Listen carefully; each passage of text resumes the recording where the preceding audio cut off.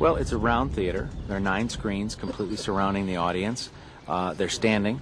It was considered at one point to try to have seats, but unfortunately they'd be very limiting in terms of the angle of view. So people really like to be able to stand to look in all directions, and the sound completely surrounds them as well. There's a speaker behind every screen, and the speakers overhead, and it's quite a total environment that they're in. Nous sommes il y a 12 000 ans, l'ère glaciaire. Le monde ressemble à un énorme café liégeois. Madame Page me gèle les circuits.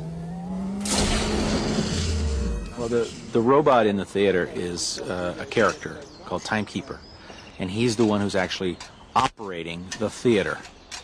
He's the one who has sent this other robot back into the past. He's the one who's controlling everything we see. So that the reason I say we have to program the theater is that every cut in the film, every place where we're cutting from one location to another location, is actually Timekeeper manipulating the time machine. So all of that has to be programmed exactly, precisely to match the film. The experience that the audience has is that they're not seeing a movie. They have gone into a time chamber, which is operated by Timekeeper, a robot who is actually in the theater with them. And Timekeeper is going to send off this little camera system into the past using this time machine, and what the audience sees on the screens are what she sees. She has 9 camera systems. That's why she's called Nine Eye. And what Nine Eye sees, or what happens to Nine Eye, is what we see up on the movie screens. And the idea is that unlike other Circle Vision movies where we've tried to be invisible with our camera, in this case we're making her part of the scene. More than that, in the theater, Timekeeper is actually controlling the machine, and therefore every time there's a cut in the movie, it's really Timekeeper throwing the switches to go to a new location. On est coincé en accéléré, là. Là, mais t'es vraiment nul. Oh, regarde la tour Eiffel, en pleine croissance. Bah, tu pourras dire que tu l'as vu grandir. Fais quelque chose, mes plans vont sauter. In addition to that, there's also some interactive things that happen in the theater, like we take some people out of the audience and send them off into the future.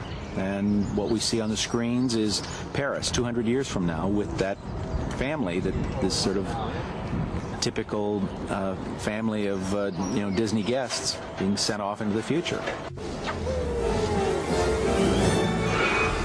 Paris, plus lumineuse que jamais dans l'avenir.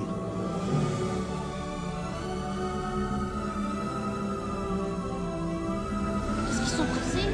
Ne les perds pas de vue.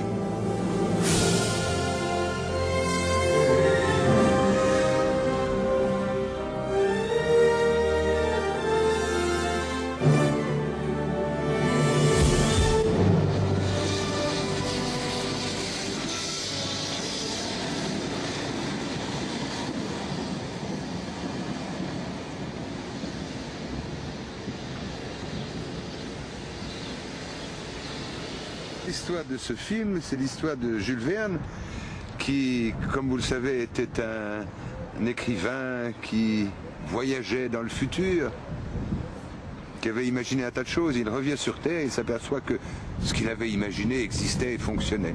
Alors c'est l'émerveillement. En fait, le tournage se passe en Alsace, à Rouffach. Là, nous sommes à Rouffach, c'est-à-dire que nous sommes au milieu des vignes de l'Alsace. Un peu plus loin, vous avez les ballons d'Alsace. Mais c'est pas un film sur l'Alsace. Vous savez, le TGV, maintenant, ça traverse les pays avec une telle vitesse.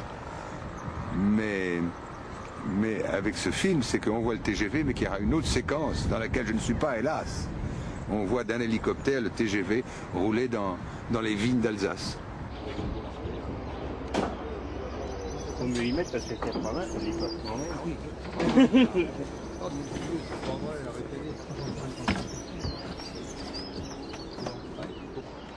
Alors aujourd'hui, on tourne, dans la bonne tradition du cinéma, dans l'ordre inverse de ce qu'on verra à la fin, on tourne un gros plan de Jules Verne, qui se retrouve collé comme un moustique sur le devant du TGV après avoir été enlevé comme ça dans un tunnel où il se trouvait tout à fait, où Timekeeper l'avait envoyé tout à fait comme ça par une fausse manœuvre.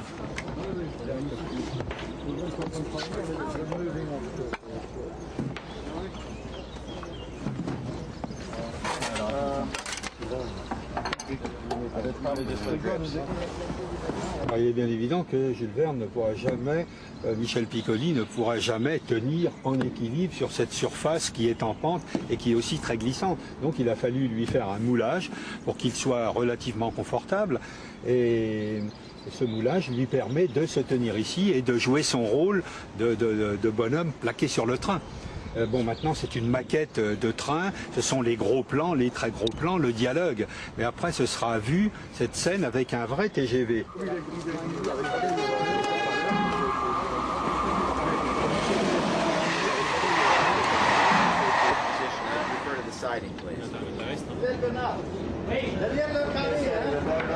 Le 584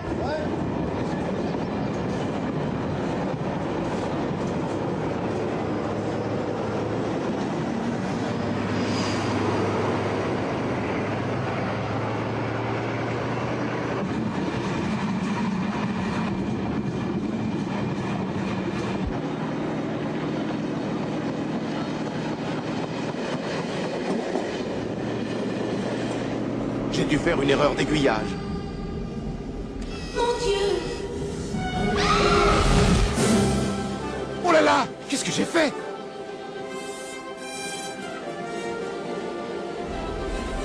Timekeeper! Il a l'air content, non? Ouais, mais c'est interdit. Le train en France, ça se fera à l'intérieur. Il oublie son passé et il revit dans le présent. Alors, est-ce que voyant toutes ces choses admirables qui ont été créées, est-ce qu'il va encore avoir l'imagination d'aller plus loin? Ça, je ne sais pas. Le film ne le dit pas.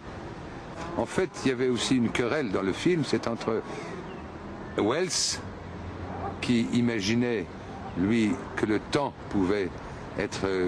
on pouvait conquérir le temps, et Jules Verne ne voyait que des machines pour explorer la Terre. Il ne croyait pas que cette machine à explorer le temps puisse exister. Elle existe. Et c'est grâce à cette machine qui explore le temps qu'il arrive un siècle plus tard. Et par magie, ou plutôt par la force du Timekeeper, de cet engin extraordinaire, alors en même temps il est affolé et en même temps il est joyeux comme un enfant, parce qu'il voit que tout marche. Présentez Monsieur H.G. Wells. The honor is mine, sir. Monsieur Wells. Vos ouvrages, Monsieur Wells, ont fait sensation. Particulièrement votre machine à explorer le temps. Yes, the time machine. I brought it on a model pour la conférence. J'ai passé ma vie à écrire sur le possible. Vous préférez l'impossible? Impossible? No, sir.